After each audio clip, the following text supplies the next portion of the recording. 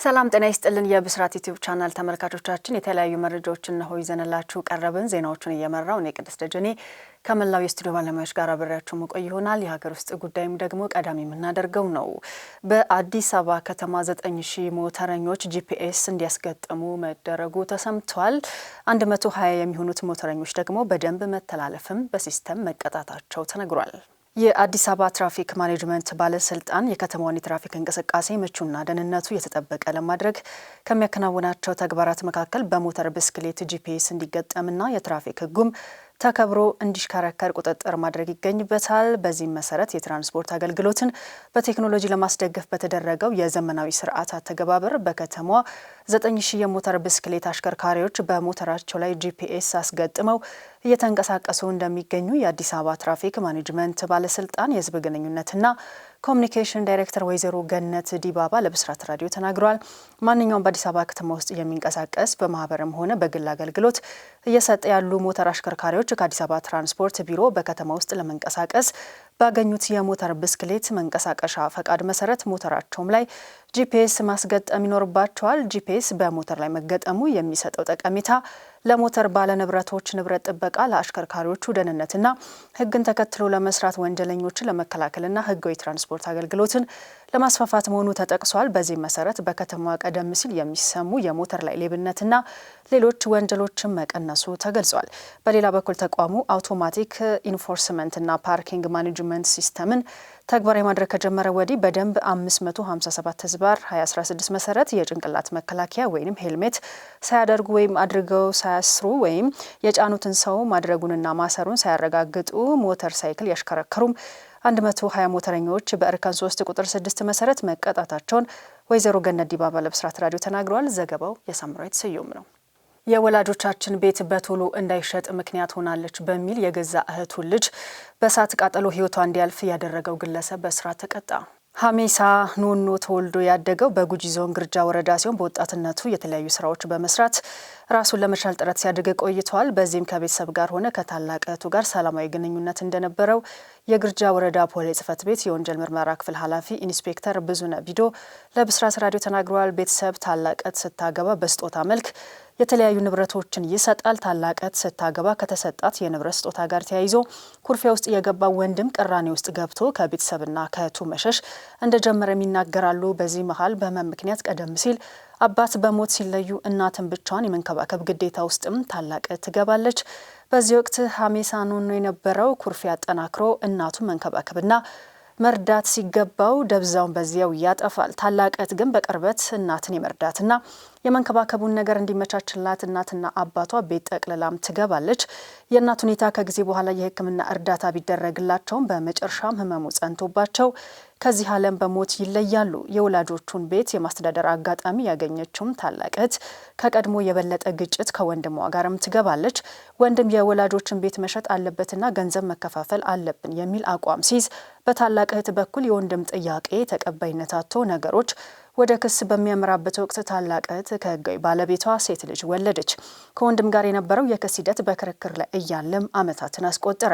መስከረም 8 ቀን 2017 ዓ.ም ከቀኑ 9 ሰዓት ላይ ሀሜሳ ናኖ ተዘጋጅቶና አቅዶ በክርክር ላይ ያለው የወላጆቹ ቤትን በእሳት በማቃጠል 1 ዓመት ከ6 ወራትን ያስቆጠረች የታላቅ እህቱን ሴት ልጅ ከቤቱ ጋር ተቃጥላ በአሰቃቂ ሁኔታ ህይወቷ እንዲያልፍ አድርጓል።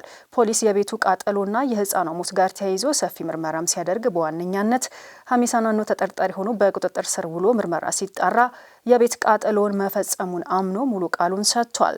ፖሊስም የምርመራ መዝገቡን በህፃኗ የአስከሬን ምርመራና በተለያዩ ማስረጃዎች በማጠናከርም ለአቃቤ ህግ የላከ ሲሆን አቃቤ ህግም በከባድ ቃጠሎ ህይወት ማጥፋትና ንብረት ማውደም ክስ መስርቷል። ክሱን ሲከታተል የቆየው የጉጂ ዞን ከፍተኛ ፍርድ ቤት ሰሞኑን በዋለው ችሎት ተከሳሽ ሀሜሳ ናኖ በእድሜ ልክ እስራት እንዲቀጣ የወሰነበት መሆኑን ኢንስፔክተር ብዙነ ቢዶ ጨምረው ለብስራት ራዲዮ መናገራቸውን የዘገበችው ባልደረባችን ሰብል አበበ ናት። አሁን ደግሞ ከውጪ ወዳገኘናቸው መረጃዎች አለፍን። ዓለም እያጋጠማት ያለው የነዳጅ ቀውስ ባለፉት 53 ዓመታት አለመመዝገቡ ተነገረ። እንደ አውሮፓውያን አቆጣጠር በ1970ዎቹ ከነበረው የነዳጅ ቀውስና የዩክሬን ጦርነት ውድቀት ጋር ዓለም የከፋ የኃይል ቀውስ ገጥሟታል ሲሉ የዓለም አቀፍ ኢነርጂ ኤጀንሲ ኃላፊ አስጠንቅቀዋል።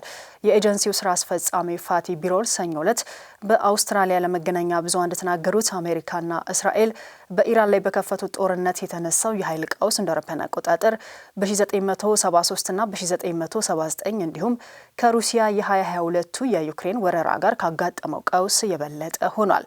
ቢሮል እንደተናገሩት የሆርሙዝ የባህር መንገድ መዘጋትና በኃይል መሰረተ ልማቶች ላይ የሚሰነዘረው ጥቃት የዓለም የነዳጅ አቅርቦትን በቀን ወደ 11 ሚሊዮን በርሜል ቀንሷል።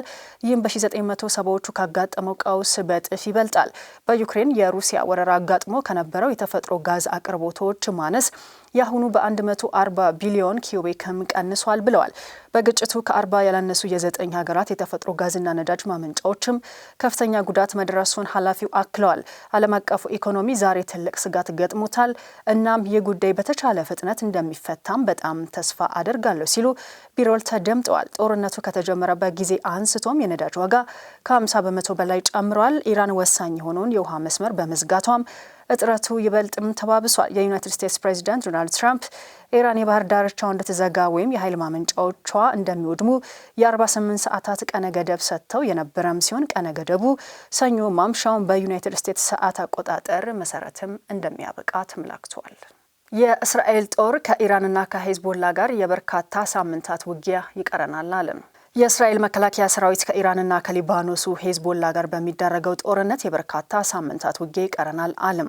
የጦሩ ቃል አቀባይ ብርጋዴር ጄኔራል ኤፍ ዴፍሬም በሰጡት ጋዜጣዊ መግለጫ ኢራንና ሄዝቦላ ላይ የተጨማሪ በርካታ ሳምንታት ውጊያ እንደምንጋፈጥ እንጠብቃለን ብለዋል። የመከላከያ ሰራዊቱ ዋና አዛዥ ኢያል ዛሜር እስራኤል ሄዝቦላ ላይ የምታካሂደው ዘመቻ እንዲራዘም የሚያደርግ እቅድ እንዳጸደቁም ተገልጿል። ዋና አዛዡ ሄዝቦላ ላይ የተከፈተው ዘመቻ ገና መጀመሩ ነው። በኢራን ዘመቻ መጨረሻ ሄዝቦላ ብቻውንና ተነጥሎም ይቀራል ብለዋል። ሄዝቦላ ላይ የተከፈተው ዘመቻም የተራዘመ ነው፣ ለዚህም ተዘጋጅተናል ሲሉ አክለዋል። አሁን በጸደቀው እቅድ መሰረት የእስራኤል ጦር ወደ ሊባኖስ ገብቶ የከፈተውን ውስን ኢላማ ያለው የምድር ዘመቻና ጥቃቶችን ለማሳደግ መዘጋጀቱን ዛሜር ጠቅሰዋል። ስጋቶቹ ከድንበር ተገፍተው እስከሚርቁ ድረስ አናቆምም፣ ለሰሜን እስራኤል ነዋሪዎች የረጅም ጊዜ ደህንነትም ይረጋል ገጣል ሲሉ ተደምጧል።